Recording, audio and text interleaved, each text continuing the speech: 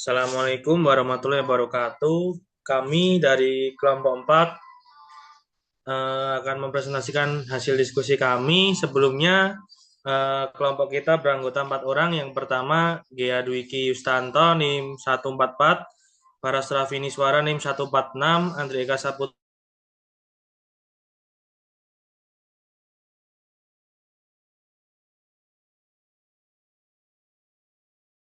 identifikasi masalah. Yang pertama, kurangnya transparansi dalam pengelolaan dana kegiatan organisasi kemahasiswaan. Dua, tidak adanya laporan keuangan yang rapi dan terstandar dari UKM dan himpunan mahasiswa. Tiga, minimnya literasi keuangan mahasiswa dalam pengelolaan dana pribadi maupun organisasi. Empat, ketidaktepatan dalam pencatatan dan penggunaan anggaran pada kegiatan kampus. Dua, topik yang dipilih meningkatkan transparansi dan akuntabilitas keuangan organisasi kemahasiswaan melalui penerapan sistem akuntansi sederhana. Kemudian akan lanjut oleh teman saya. Lalu yang poin ketiga ada relevansi topik dengan bidang studi. Topik ini sangat relevan dengan studi akuntansi karena membahas pentingnya pencatatan, pelaporan, dan pengelolaan keuangan yang benar serta bagaimana penerapan prinsip-prinsip akuntansi dapat membantu meningkatkan transparansi dan akuntabilitas lingkungan kampus. Yang keempat, itu ada relevansi topik dengan mata kuliah Pancasila. Topik ini berhubungan dengan nilai-nilai Pancasila, terkhususnya sila keempat, yaitu kerakyatan yang dipimpin oleh hikmat kebijaksanaan dalam permusyawaratan perwakilan, dan sila kelima, yaitu keadilan sosial bagi seluruh rakyat Indonesia. Penerapan transparansi dan akuntabilitas mencerminkan keadilan dan demokrasi dalam pengelolaan dana bersama serta pendorong partisipasi aktif dan tanggung jawab warga kampus. Lalu selanjutnya akan dijelaskan oleh teman saya. Untuk selanjutnya jenis produk, modul atau panduan sistem akuntansi sederhana untuk organisasi kemahasiswaan, lengkap dengan template laporan keuangan serta pelatihan singkat bagi pengurus organisasi mahasiswa.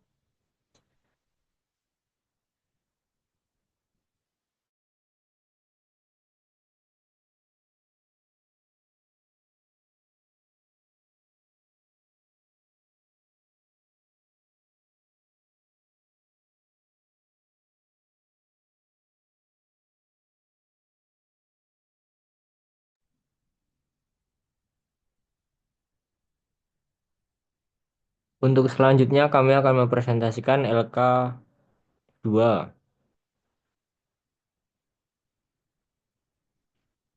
Untuk yang pertama buku Wikian JJ Kimel PD dan Kieso DE 2018 Accounting Principles. Buku ini membahas dasar-dasar prinsip akuntansi, penyusunan laporan keuangan, dan pentingnya transparansi dalam pelaporan keuangan. Sangat relevan sebagai panduan teknis akuntansi sederhana untuk organisasi mahasiswa. Untuk selanjutnya akan dilanjutkan teman saya. Sumber yang kedua yaitu artikel jurnal Horayan Fitriana R. tahun 2020, Transparansi dan Akuntabilitas Organisasi Non-Profit di kalangan mahasiswa, Jurnal Akuntansi dan Keuangan Daerah. Artikel ini menganalisis praktik akuntabilitas organisasi mahasiswa serta dampaknya terhadap kepercayaan publik dan efisiensi penggunaan penggunaan dana. Sumber yang selanjutnya yaitu media cetak, Uraian Kompas tahun 2022, artikel berjudul Mahasiswa dan Urgensi Literasi Keuangan, membahas rendahnya pemahaman finansial di kalangan mahasiswa dan pentingnya pendidikan keuangan sejak dini, termasuk dalam organisasi kampus. Yang selanjutnya akan dijelaskan oleh rekan saya. Kemudian yang keempat adalah media online.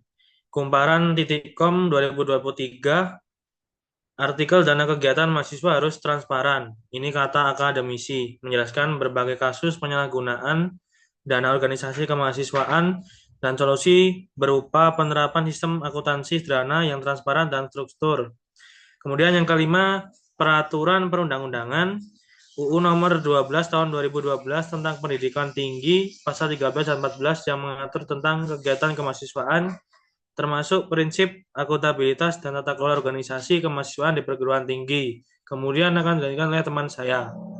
Lalu yang terakhir ada sumber lainnya, yaitu Panduan Keuangan Ormawa Universitas XYZ 2023, dokumen internal kampus yang mengatur prosedur pencairan, pelaporan, dan pertanggungjawaban dana kegiatan mahasiswa, berguna sebagai referensi lokal dalam menyusun modul proyek-proyek produk.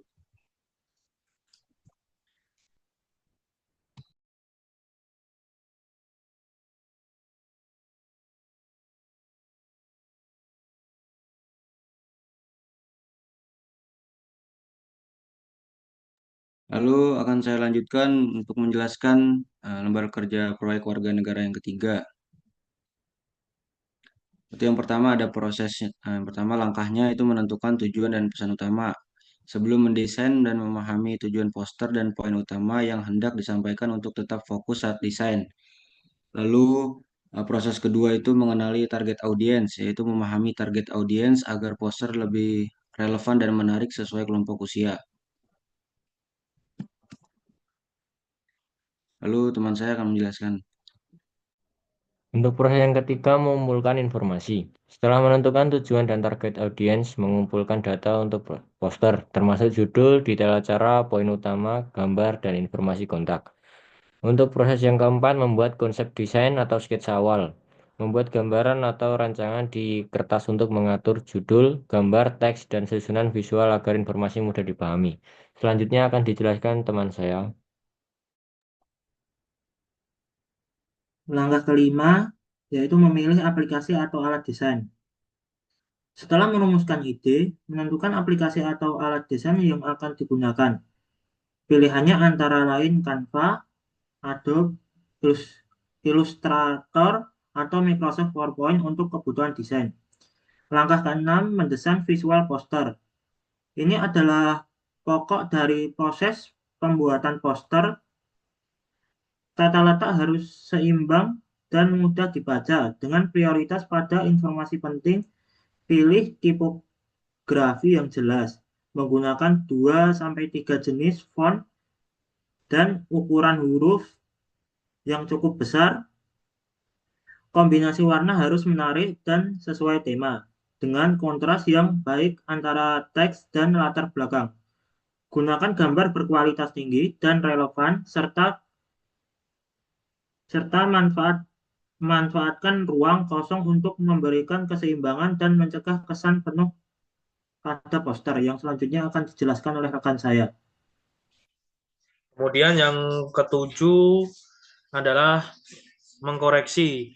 Setelah desain selesai, tinjau semua rincian, periksa kesalahan, ketik, tanggal, dan waktu. Minta pendapat orang lain untuk menangkap kesalahan atau perbaikan yang diperlukan. Yang kedelapan, yaitu finalisasi dan pencetakan atau publikasi. Setelah perbaikan, selesaikan desain dengan menggunakan file yang tepat dan resolusi tinggi untuk cetakan, sesuaikan ukuran file. Kemudian akan dilanjutkan oleh teman saya.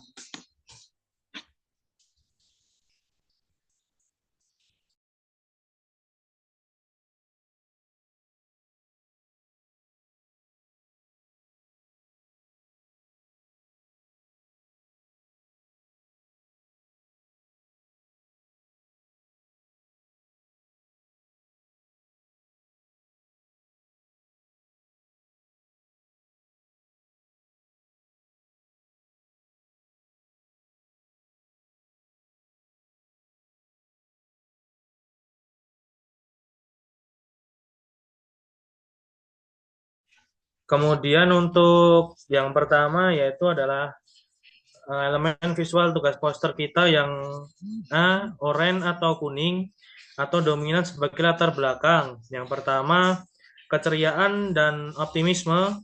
Warna oranye dan kuning sering dikaitkan dengan energi, kebahagiaan, optimisme, dan semangat. Penggunaan warna ini sebagai latar belakang dapat menciptakan suasana positif dan menarik perhatian. 2. Kehangatan dan keramahan. Oranye juga melambangkan kehangatan, keramahan, dan antusiasme. Ini bisa mengisyaratkan bahwa organisasi ingin mendekat dengan cara yang ramah dan mengundang. 3. Perhatian dan pencerahan. Kuning adalah warna yang sangat menarik perhatian dan sering dihubungkan dengan pencerahan, ide, dan pengetahuan. Ini cocok dengan tujuan poster untuk mengedukasi dan membuka wawasan mengenai transparansi keuangan. Dalam konteks dompet organisasi bukan zona gelap, warna cerah ini secara visual menegaskan bahwa tidak ada yang perlu disembunyikan. Selanjutnya akan dilanjutkan oleh teman saya. Lalu yang kedua itu ada ornamen tradisional atau batik di beberapa sudut poster di atas kanan dan di kiri, bagian kiri. Itu yang menyerupai pola batik atau ukiran tradisional, memberikan sentuhan budaya. Lalu yang ketiga itu ada simbol-simbol. Terdapat beberapa simbol visual yang relevan dengan tema seperti yang pertama itu padi dan kapas, yaitu menyimbolkan kemakmuran dan keadilan. Lalu yang kedua ada buku terbuka, itu melambangkan pengetahuan, pembelajaran atau catatan. Yang ketiga ada grafik bintang atau histogram, yaitu untuk menunjukkan data, statistik atau pertumbuhan atau perkembangan. Lalu yang keempat ada jam pasir, untuk melambangkan waktu, proses, atau tenggat waktu. Yang kelima ada kantong uang atau dompet untuk merepresentasikan keuangan. Lalu yang keenam ada lambang negara, yaitu Garuda Pancasila untuk menunjukkan konteks kebangsaan atau aturan yang berlaku di Indonesia. Lalu lambang ketujuh ada bendera merah putih, yaitu simbol negara Indonesia. Lalu yang kedelapan ada kepala banteng. Salah satu simbol Pancasila bisa diartikan sebagai musyawarah atau demokrasi. Lalu akan dilanjutkan oleh Andri. Selanjutnya yaitu yang pertama pengertian.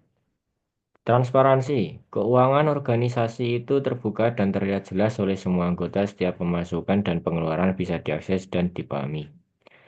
Akuntabilitas. Pengurus bertanggung jawab penuh atas setiap dana yang dikelola. Ada bukti dan penjelasan untuk setiap transaksi. Selanjutnya manfaat untuk organisasi. Yang pertama, dana terkelola efisien. Yang kedua, keputusan keuangan tepat sasaran. Yang ketiga, citra organisasi meningkat. Yang keempat, regenerasi pengurus lebih mapan. Untuk selanjutnya, mengapa ini penting untuk kita? Yang pertama, membangun kepercayaan. Anggota jadi yakin dana dikelola jujur dan benar. Yang kedua, cegah penyelewengan. Mempersulit siapapun untuk menyalahgunakan dana. Yang ketiga, tumbuhkan partisipasi. Anggota lebih semangat berkontribusi karena merasa dihargai. Yang keempat, ambil keputusan lebih baik. Data keuangan yang jelas bantu perencanaan program yang efektif.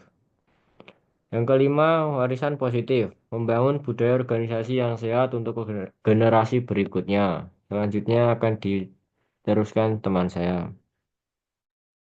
Yang selanjutnya solusi praktis sistem akuntansi sederhana. Yang pertama catatan pemasukan, seperti tanggal, sumber, jumlah. Yang kedua catatan pengeluaran seperti tanggal, tujuan, jumlah, bukti transaksi. Yang ketiga ada laporan rutin. Buat ringkasan pemasukan dan pengeluaran secara berkala setiap bulan yang mudah dibaca. Yang terakhir, verifikasi bersama. Ajak anggota untuk ikut melihat dan mengecek laporan keuangan. Yang selanjutnya yaitu, ayo kita mulai sekarang. Yang pertama, diskusi dan sepakati sistem pencatatan yang akan digunakan. Yang kedua, edukasi semua anggota tentang pentingnya ini. Yang ketiga, gunakan alat sederhana seperti buku kas, spreadsheet, aplikasi keuangan dasar. Yang keempat, jadikan transparansi sebagai budaya. Kesimpulannya, secara keseluruhan, poster ini adalah upaya visual yang kreatif dan inovatif untuk mempromosikan praktik pengelolaan keuangan yang transparan dan akuntabel dalam suatu organisasi. Ini menargetkan audiens internal dan eksternal organisasi untuk membangun kepercayaan dan efektivitas.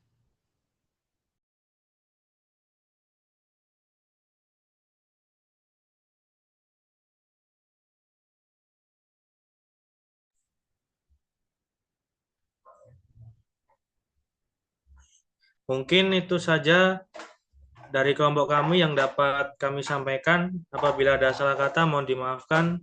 Wassalamualaikum warahmatullahi wabarakatuh. Waalaikumsalam Waalaikumsalam warahmatullahi warahmatullahi wabarakatuh. wabarakatuh. Wabarakatuh.